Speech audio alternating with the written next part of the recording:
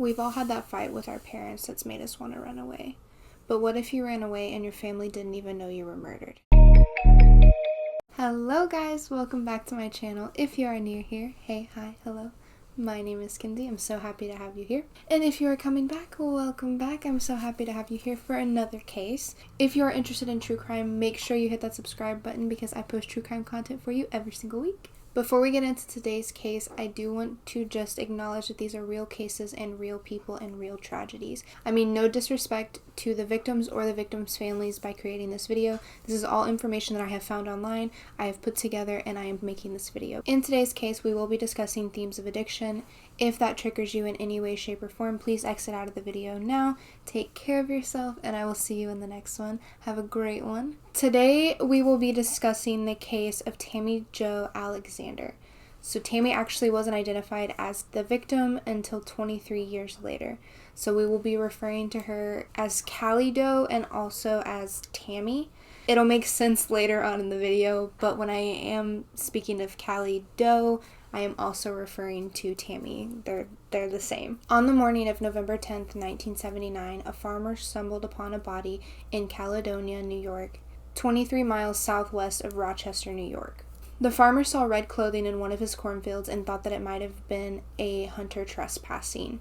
Little did he know he was going to stumble upon a dead body. Once the farmer went to investigate, there was the lifeless body of Cali Jo at the time. The woman was wearing a red men's windbreaker with black stripes and black text that said Auto Sports Products Incorporated, a boy's multicolored buttoned up with tan collar, tan corduroy pants, blue knee-high socks, a white bra, and blue underwear. She wore brown ripple-soled shoes, and if you're like me, I had no idea what these were, so I had to look them up.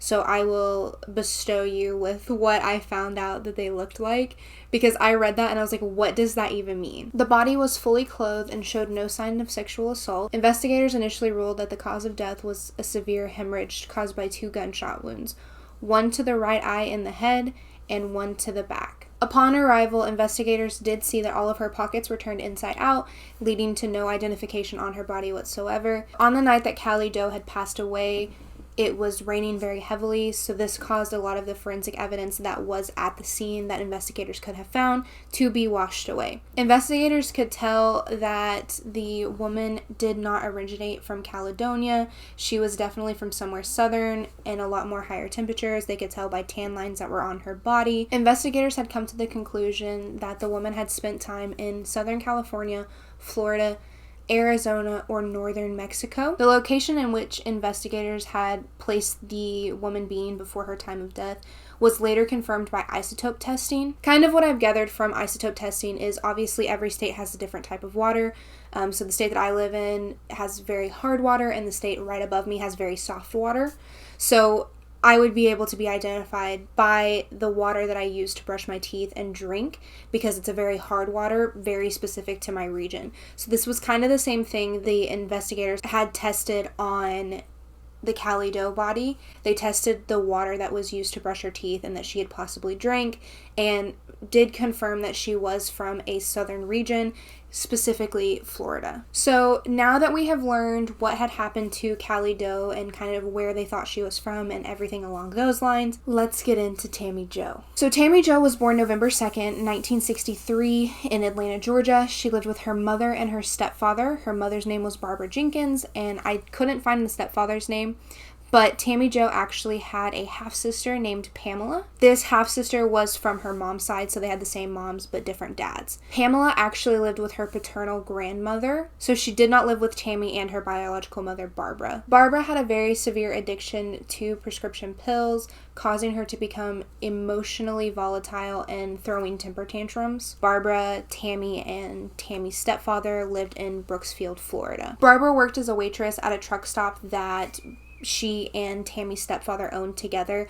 Tammy actually did end up working there as she became a teenager and was old enough to work. Tammy went to Brooksfield High School where she met her friend Laura Noel. Tammy did have a history of running away from home quite often, which will be important to the story later on. Laurel actually said that her and Tammy had hitchhiked with truckers from time to time, one time making it all the way to Southern California. Once the pair had made it to Southern California, Laurel actually called her parents, and her parents bought tickets for the two girls to fly back home. So in 1979, Tammy had actually run away from home again, and this time she did not return. Tammy did live in a very turbulent household, so it is kind of safe to assume that something that had happened at home that caused her to want to run away and not come back this time. Barbara passed away January 17th, 1988, and in her obituary, it actually stated that Tammy was deceased, which everyone in the family had believed at the time, except for her sister Pamela.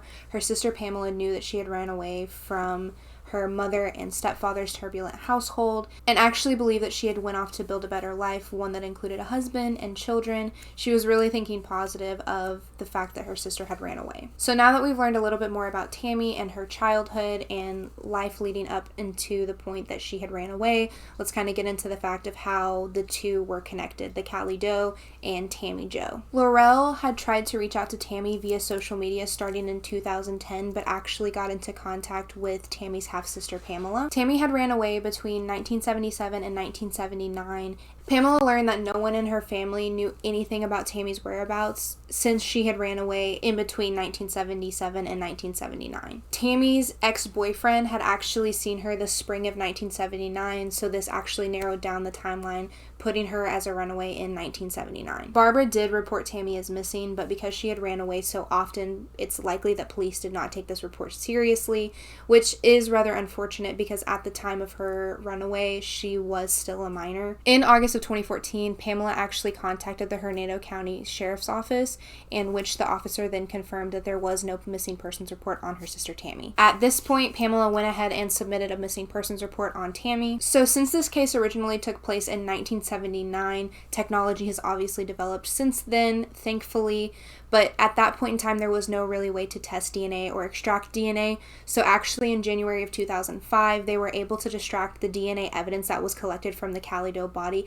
and build out a DNA profile. In 2010, Carl Kopelman, who was known for creating portraits based off of DNA profiles, took the DNA that they had found in 2005 and actually converted that into a portrait of what they believed Cali Do looked like prior to the murder. Carl submitted this portrait that he drew to NAMSIS, which is the National Missing and Unidentified Persons System. In September of 2014, Carl was on the internet and actually came across Tammy's missing person flyer and was shocked between the resemblance of the portrait that he drew in 2010 and Tammy. Carl emailed the Livingston County Sheriff's Office and CC'd the NAMSIS regional manager, as well as NCMEC, the National Center for Missing and Exploited Children, as well as the Hernando County Sheriff's Office. He wrote this email basically stating the resemblance between Tammy's missing persons profile and the portrait that he had drew in 2010. So after Carl had sent this email, officers actually reached out to Pamela to collect a DNA sample to test it against Cali Do's DNA profile that they had built. Pamela, of course, agreed to submit her DNA. In early 2015, the Monroe County coroner took the sample that Pamela had submitted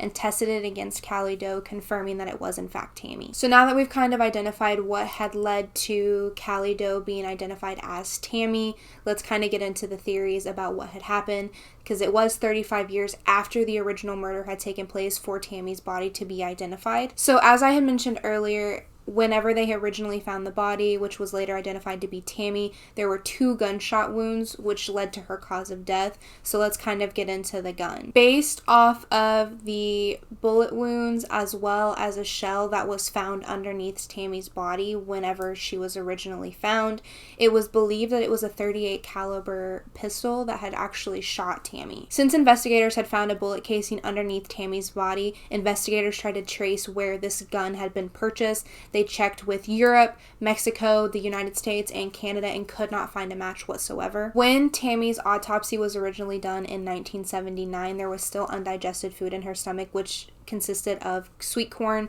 potatoes, and boiled canned ham. This was from a nearby diner, which a waitress actually stated that she saw Tammy there with an adult man. The man that the waitress had seen Tammy with the night of her murder was between 5'8" and 5'9", and actually wore thick black rimmed glasses and drove a tan station wagon. I will insert a sketch based off of this waitress's description of the man that she saw Tammy with here. So let's kind of get into the theories of who they thought had killed Tammy. So in 1984, Henry Lee Lucas actually confessed to the murder of Tammy, but could not give any details about who she was or anything of that nature. And like I had stated earlier, the identification was missing from Tammy's body whenever she was originally found, leading her to be called Cali Doe. So investigators couldn't actually pin the murder on Henry Lee because there was insufficient evidence. So the lead investigator on the Cali Doe case at the time actually believed that Christopher Wilder was the murderer. So the reason that they had believed that Christopher was the murderer was because the red windbreaker that Tammy had on the day that she was murdered was actually the same automotive company that Christopher was known to support. Whenever the original investigation was conducted, they did find male DNA on Tammy's clothing. However, there was no way to test